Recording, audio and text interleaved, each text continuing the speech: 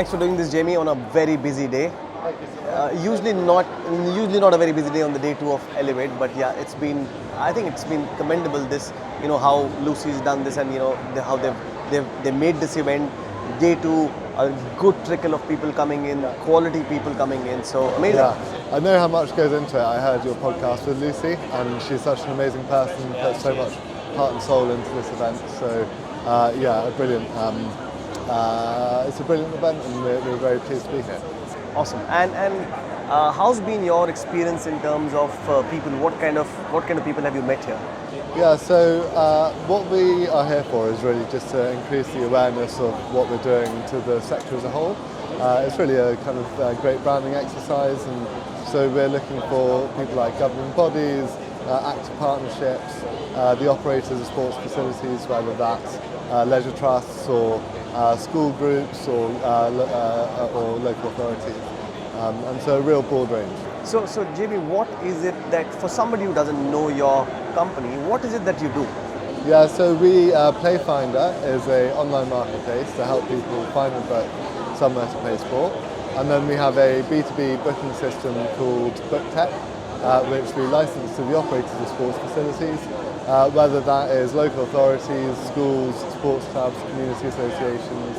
We're working very closely with organisations like the Football Foundation to help increase digital accessibility, and that ties into our marketplace, the Playfinder marketplace. So how did you come up with this idea? I mean, in the sense, how did this, obviously, people know that there's a lot of infrastructure which is existing and a lot of it is underutilized.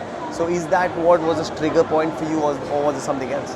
Yeah, I came at it first really as a player. I came out of university, played a lot of sport with my friends, but was really put off by how difficult it was to book a local football pitch, tennis court. Yeah, and wherever you go, it's such a universal problem. And so we, at the time, were using platforms like OpenTable and Skyscanner to book all sorts. And I thought that, if we were able to provide the same type of platform but for sports, then not only have you got a fantastic business because you're addressing 16 million people who play sport once a week in the UK, 30,000 different operators who are, managing over 100,000 different sports facilities. But you're also providing a really important social impact, which is lowering the barrier to access, making it easier to play sport, and generally increasing the accessibility of sport as a whole. Yeah, and I think I always say sports is one of the best leveler in the world. It teaches you a lot more about life than life can teach you. When you're on a sports field, you have to learn to be a good loser. You have to learn to be competitive. You have to learn to be fair. You have to look at integrity. And I think getting access of sports to people, to the general public, does a lot more than just, people being fit. It teaches, we used to always, and I remember I was discussing this with Richard. Richard, heads the New Zealand active thing, and he's part of IC Reps. Yeah. And we were discussing about, how the Kiwis are very active. And he said, somebody, that's just a perception. And all of us now have become sports-loving nations, but we just watch sports. And it's all to do with the fact that you have underutilized infrastructure, right? And while you're able to create infrastructure, the usability of that, it comes to, and you look at some of the Olympic, cities, who have hosted Olympics, they become ghost towns. Yeah. Those facilities are getting wasted, while you could use those for the better benefit of the people, the citizens of that country. Yeah. They don't get used. And then there's private infrastructure which doesn't get used. So it's a very large problem. But how do you you must be having a very large team to get people on the platform, or how do you get your customers in? Yeah, so we've got two types of customer. The player themselves, which are coming on and using Playfinder. So generally we rank at the top of Google when it comes to searching.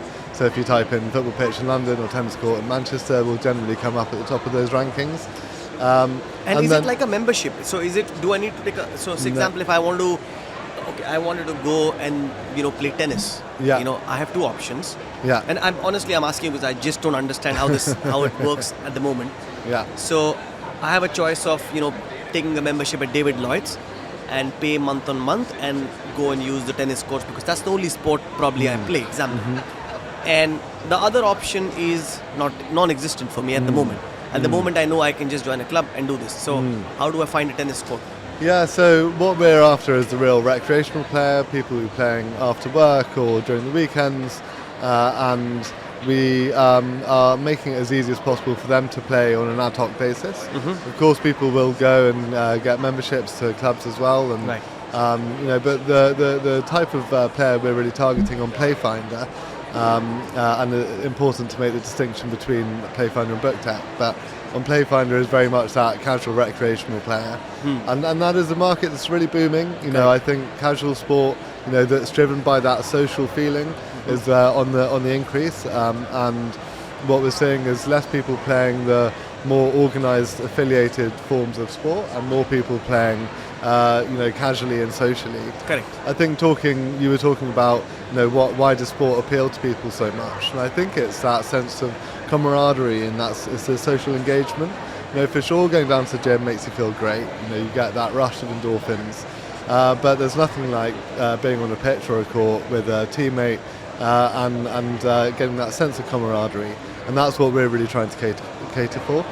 So tell us your journey. How did you come up with this idea that we need to do this, and how did it, the entire journey from the beginning, as the journey of an entrepreneur so Jamie as the entrepreneur, how was the journey been for you? So Playfinder is actually my third business. Oh, really? So I set a business up at university that helped people find what was on in their local area.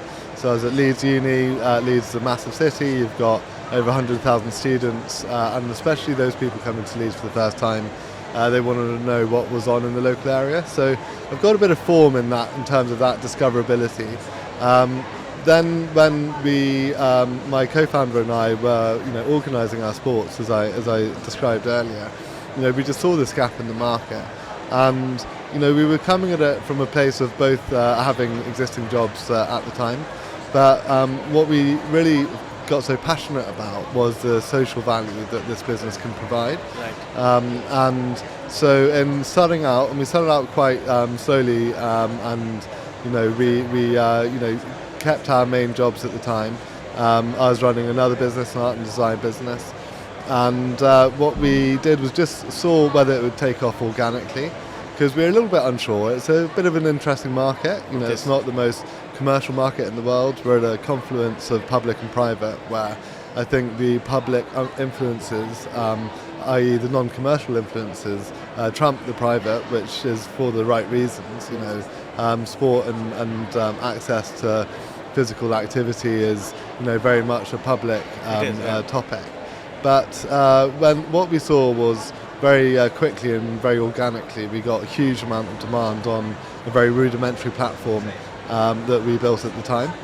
And so that gave us the confidence to go out and raise a bit more investment and actually invest in building a platform with developers that we'd brought in-house. And that's when our business really started to get serious. And which year was this? How long? So that was in beginning of 2018. 2018. Okay. Yeah. So pre-pandemic. Pre-pandemic, exactly. Yeah. And so, and it really started to take off, and we've never had to invest that much in marketing, because actually we get so much organic traffic to our Playfinder platform. It's all about getting the supply and engaging with the operators who have the pitch or activity opportunity data. And so why we come to an event like this is it's where the operators often come to, and it's where we can raise our brand profile amongst them. And as we've grown the business, we've always been able to kind of match that supply with demand, match the inventory with the amount of demand we're getting. But it's been a really hard job to do that, and it's what required a lot of work and a lot of kind of creating relationships within the sector. So what's been the toughest, usually when you're making a platform like this, which is, it's very niche, right? It's not something that, obviously I've heard of, I know Playfinder what it is, but I've never used it because I've never, you don't know what it is all about. You're a David Lloyd member. Yeah. So you're a member. You don't kind of you don't look at this. But there are a lot of people who I know would want to play cricket once in a month or once in 2 months, or play tennis once in 15 days. It's a very good thing for them. So what's been your top challenge in terms of so if I own the infrastructure, I would sell the membership or do whatever. So was there a resistance from the operator's side? Did you find that as an issue? But did they see that you're going to eat into their business, or did they see that there is some synergy? Yeah, I think we're definitely there to fill spare capacity, and so the bookings that we generate are very marginal additional revenue to them. Because people, if you're a member of a leisure trust like a GLL or a Never on Active, then you're already booking direct with them. Whereas we're looking for that discoverable traffic, people who are searching Google, I want to find a football pitch near me, and they don't really know where to play yet, but they're on that discovering journey, and we're very much there for them. So we help funnel that traffic to our partners. I think what we're also doing increasingly is working with the funders of sport, so people who are actually building the infrastructure, something you touched on earlier, where, for example, the Football Foundation are investing £35 million into building up to 300 football pitches across the country, and we've been selected as their digital supplier to provide a booking system and smart access system, initially as a pilot and hopefully as a full rollout after that. And I think that's a really interesting one, because I talked about that match between supply and demand earlier. What there definitely is within our space is much more demand than supply in general. And so what's happening at the moment is I think the government has recognised that, and the governing bodies have recognised that. So they're investing in building more infrastructure, more facilities, investing in more people to help provide the activities at those facilities. And then, an organisation like us does really well because we provide those tech platforms, whether it's a booking system for the operators or the booking platform for the players, to maximise the funding, the use of those facilities, and get proper return on investment. I think one stat that it's always useful to know is in the UK we've got half as many all-weather pitches per capita than in Germany. And if you go to Germany, I didn't know this. If you go to Germany, outside every village, town and city, and certainly more than one per city, there is a full-size all-weather pitch used for multi-sport, and that is really fantastic infrastructure that helps really create a level of sporting kind of capability and access that means that the Germans always beat us at football. So I think that there is a real focus to address that gap at the moment. But in order to maximise the use of that, you've got to have the digital infrastructure. Correct. That's where we come in, and that's where we're doing quite well in kind of expanding our reach at the moment. Do you think by giving access to this infrastructure and digitally enhancing this, do you see a huge difference in terms of usage, or do you see? So what's the delta in terms of what was the usage before a digital platform like yours came in, and you had just the membership? Yeah. So it really does depend where the venue is and what they've done previously. So we've seen huge jumps, doubling or trebling utilisation where operators are starting from a very small base, i.e. they have no digital accessibility, and they're in a busy area, but essentially they haven't been able to advertise to the local population. I'd say on average we look at about 20 to 30% increase after bringing in our service. Amazing. And what we're always sure of is that we will have a positive effect. We really focus on user experience, customer service, and by doing that we know that we get much better retention. People like me, after I left university, will give up doing something if it's really hard to do. 100%. Whereas if you lower the kind of barrier to doing it again, making that kind of user experience much better, then you'll get better retention, and therefore the long-term impact can be really felt.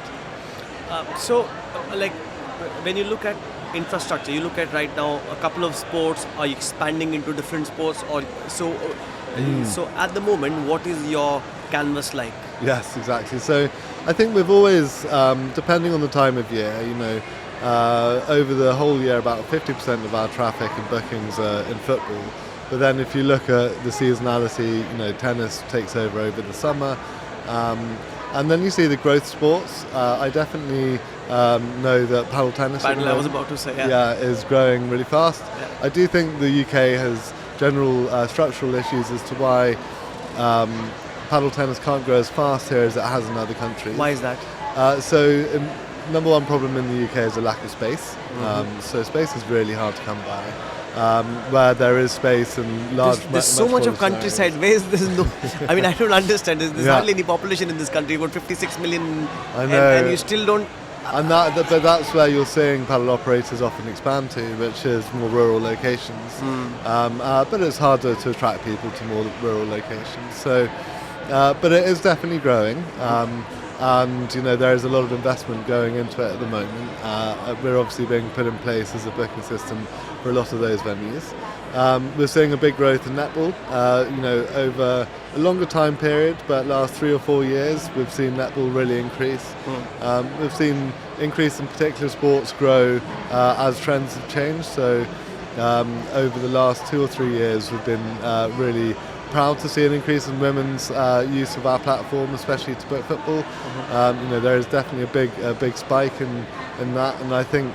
But where we're looking at that actually is, there you've got the classic demand and supply problem, because as more women want to play football, we need the pitch capacity to be able to house that extra demand, and that's where the government organisations like the Football Foundation, they're not quite a government organisation but funded from the public purse, are working to increase that capacity to house the additional demand. So I do think in general as well, a big growth area is around the casual and kind of recreational forms of sport over the affiliated and more structured forms, and that's something that benefits us in a good way. So like if you look at a team sport, when you say 50% of it is football. Now, do I need to book the pitch as an individual, as 10 people, 11 people together, as 20 people together? How does it work? Because I may actually want to play with somebody. So tennis I still understand, or if I'm playing badminton or any of these sports where you've got 3 or 4 people, you can see.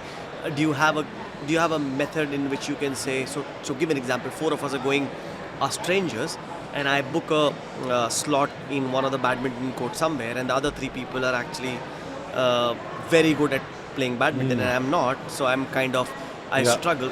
How do you manage that? Do you have level of proficiency? Who can book what time? Do you have any method in this? So, we have a few things.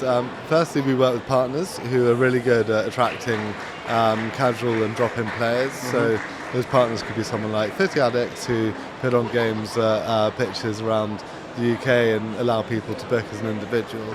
And 50 Addicts often using Playfinder to find where to house those games. We also do a payment splitting technology called PaySplit, and that allows people to book and then split the cost of that booking with their teammates, share it really easily on WhatsApp, and that does help increase the kind of level of social engagement. People sharing with people they don't necessarily know, but here's a payment link, pay, and then you've joined the game really easily. And then we work with governing bodies, to help them increase awareness through the programs they're supporting. So, No Strings Badminton and Tennis Tuesdays, and likewise, all are really good programs that help increase that kind of, individual in accessing, whether it's playing game tennis, badminton, etc. How big is your team now? So we have 24 people now. And what's the mix of dev versus... So 9 within our development team. We're going through a phase of really high growth. So that's investing a lot in our operations and service delivery. And then we've got a brilliant sales and marketing team. We've just promoted a commercial director to chief operating officer, and who's being a great partner to me. And so the team is definitely growing, and we're going through a good period where I think, having invested so much in user experience and creating our own digital infrastructure, we're seeing now really positive growth and scaling the business to lots of new partners. Tell me, what's been your top challenge for since you started this from 2018 till now? What do you think has been the top challenge, and how did you address that? Yeah, so it's definitely the access to supply. So as I've said, we're always been able to get people using our platform, to find somewhere to play. But so actually, that's the B2C aspect of it. yeah. Okay. Then actually getting that inventory. So, you have a sports venue with facilities such as football pitches or a sports hall that you manage bookings for, and you do this using a spreadsheet or paper diary because you think a booking system will be expensive, complicated, or won't suit your venue's needs. Introducing BookTech, an affordable, simple booking system designed by sports venue managers. With online bookings, bespoke invoicing, and block booking management, BookTech will save you time, maximize revenue, and ensure you never miss a payment again. Plus, get exposure on Playfinder, the leading website and app for booking sports facilities. BookTech, sports facility management made easy. Visit booktech.com to sign up now. And being able to serve those players with bookable inventory and has been definitely our hardest thing. That's where we created our B2B system, BookTech, because what we did is we looked at the market and we saw that 78% of all facilities are managed by schools, sports Correct. clubs, local authorities who manage in-house. But they have the lowest penetration of online booking. Which is where it becomes very difficult and complicated because you're dealing with very different organizations. They may not actually have commercial interests at the forefront of what they do.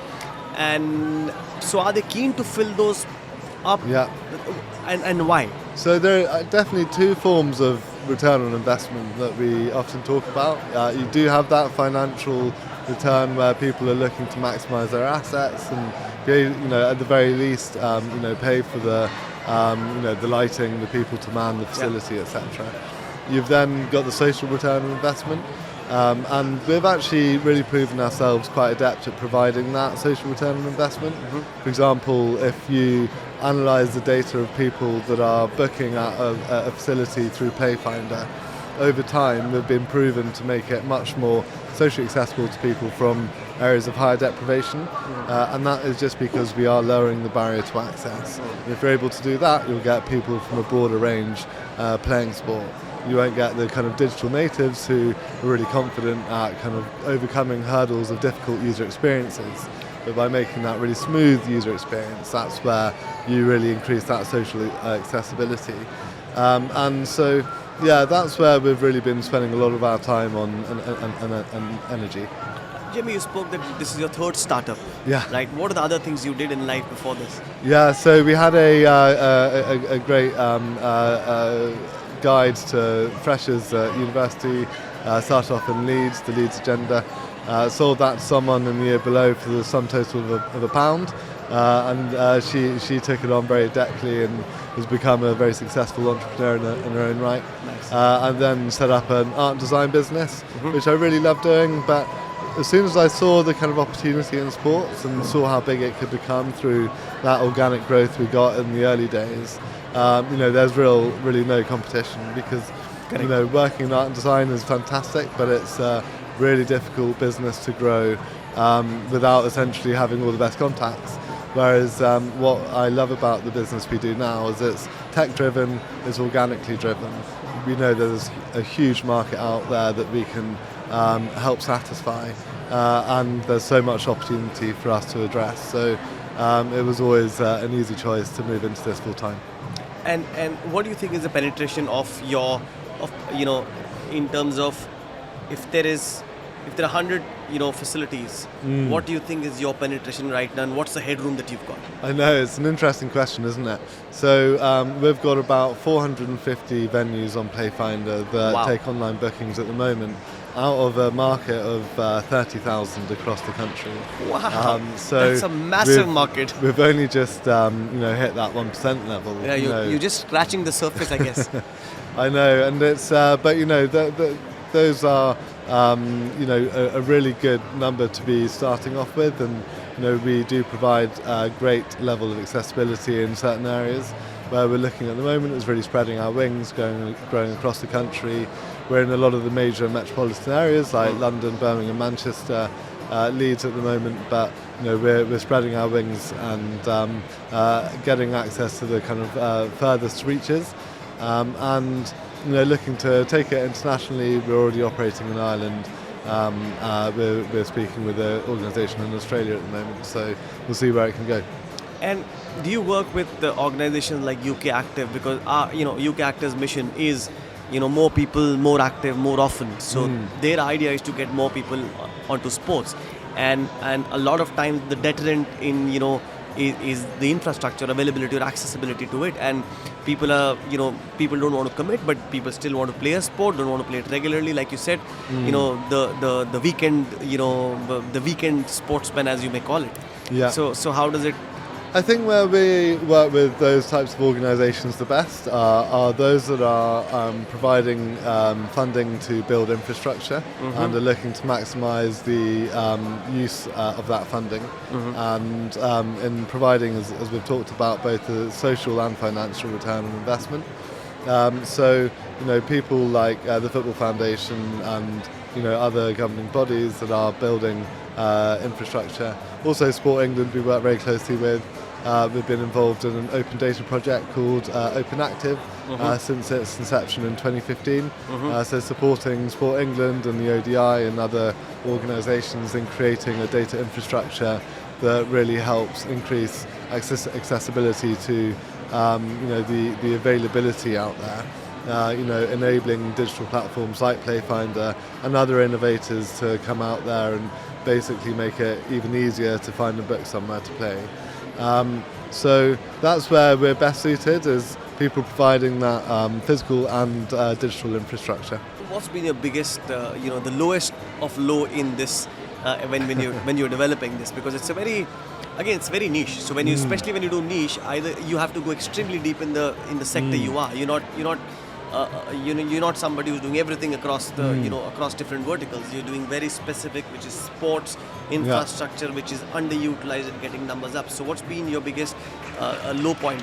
Well, I think it's easy to say that the lowest moment was probably 23rd of March 2020, when we really thought that the pandemic would have a almost life-threatening impact on the business itself, and so. Not being sure of where we would go from there, that was a dark moment. We knew that sports was being shut down, and sports was actually kind of disproportionately affected because of the level of social engagement, especially the indoor sports were really, really affected. And it did prove true that actually sports facilities were almost one of the slowest types to open up. Even though there's a lot of emphasis in getting them to open up, I think operators were so nervous that there would be spreads of infection within their facilities that they were very tentative. But actually what ended up happening during COVID was it created so much emphasis on digital following the pandemic and following the lockdowns. That really benefited us. Firstly with track and trace and being able to monitor the usage, but also later, I think as people really wanted to open up with a bang and be able to really get back out there, they needed as many avenues to promote their So facilities. did you see a huge spike when post-COVID? Our busiest day so far remains to be the day after the third lockdown. Really? On Playfinder, and that's people. There's so much pent-up demand. And over that summer was absolutely crazy. It's settled a bit now, but the different trends have been interesting because I think playing habits have changed. Work from home has changed things, but also actually people have increasingly drifted to more social forms of sport. So I think that's been a positive trend. And as a whole, the business has actually come back stronger following the pandemic, and I think our services have never been in greater demand. Amazing. What's the typical LTV of in your business? Well, it depends on where you look and what type of user, whether it's B2B or B2C. Typically what we get from a consumer retention rate is about 85 to 90% repeat bookings. Nice. And that really shows the level of user experience that we're providing, that people are really coming back, and that's something that we're really proud of. And then we've got a kind of minuscule churn rate on our booking systems, because I think when you get in there and you're providing that technology that is making their lives in managing a venue so much easier, and also increasing their revenue by so much, there's no reason you'd want to leave. And So is this an app? So Playfinder is a website and an app, and BookTech is a kind of web-based booking system, a SaaS booking system hosted in the cloud. So you say you've got two customers, one is the B2B side and one is the B2C. Yeah. So B2B is the infrastructure part of it and B2C is the end consumer, right? Yeah, exactly. So what are your, how does your business model work? How do you make money?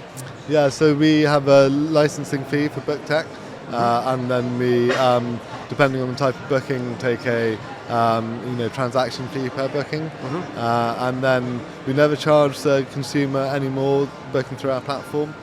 So there are no additional booking fees. All fees are paid by the venue essentially, but they always get a positive financial return on investment. Sometimes that can be multiple of 5 or 6 times the amount they'll spend in terms of the new bookings that will generate them through Playfinder. And obviously, getting new customers helps, and once they're on the platform, they continue to come in. So, you said your repeat ratio is about 85%, right? Yeah. And this is across sports, or again, is it sports centric, or is it is it like get more? So I think tennis, for example, is an area where people do often play more infrequently. It's something that's a slightly more spur of the moment.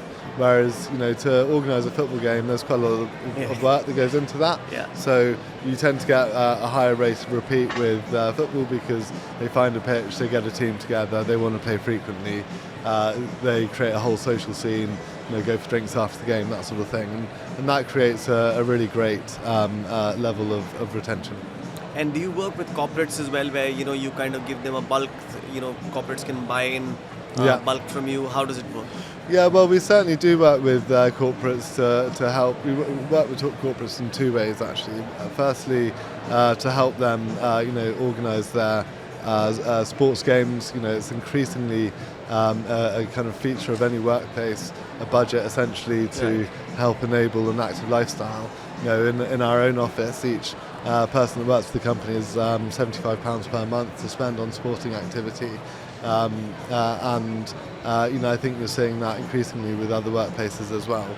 But then we also work with corporates to basically help them promote opportunities to get active to maybe their own audience. So working with the likes of Bupa, we work with SSE, the electrics company, and helping them provide better opportunities to keep fit as a workforce, and they promote us to their own audience.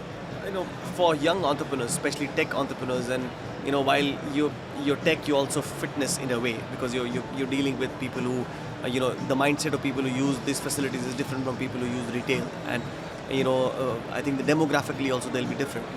What's your success mantra of being able to scale this from 2018 to where you were and where you are now? And for young entrepreneurs, what are the learnings that they should take from you? Yeah, I think interesting. I was just on a panel that was talking about success and fail measures and how that depends on the organisation that you work in. Because often, actually, failure is a difficult word to stomach if you're working in any organisation. But within tech, it's actually understanding the success of something is absolutely crucial to what we do. We have a mantra in the office which is challenge everything to deliver excellence, and really trying to encourage people not to essentially self-congratulate and basically take things for granted, but actually really understand whether something's working, and if it's not working, then really challenge that. And I think that that's something that anyone starting a business should look at, because it's very infrequent that the idea you start with is the idea you end with. And you're always wanting to evolve and learn the market.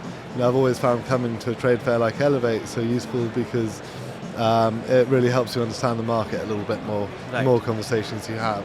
And that will naturally evolve your way of thinking and how you approach that market, what your go-to-market strategy is.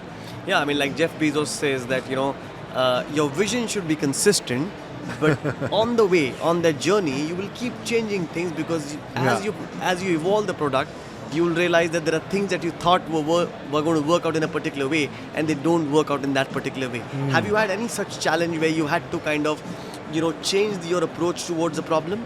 Yeah, 100%. I mean, when we started, we thought we could build a company just by integrating with existing softwares. So, we looked at the market and we saw a lot of the big leisure management systems out there, and, they publicised the fact they had APIs, and we thought we could bring all that, availability into Playfinder through APIs, and we found out essentially that was not the case, that those APIs weren't really that workable and or that reliable, and so in order to actually build Playfinder up as the best consumer marketplace to find and book somewhere to play sport, we needed to provide our own booking system, and that's where the idea of BookTech was born. Amazing. So when you hit with a new constraint, you come up with a new solution, and that became a new business itself. Yes, exactly. So, amazing, great, really nice talking to you, Jamie, today. Thanks. Really appreciate your time today on a busy day for you. Thank you very much. Thanks. Appreciate yours as well.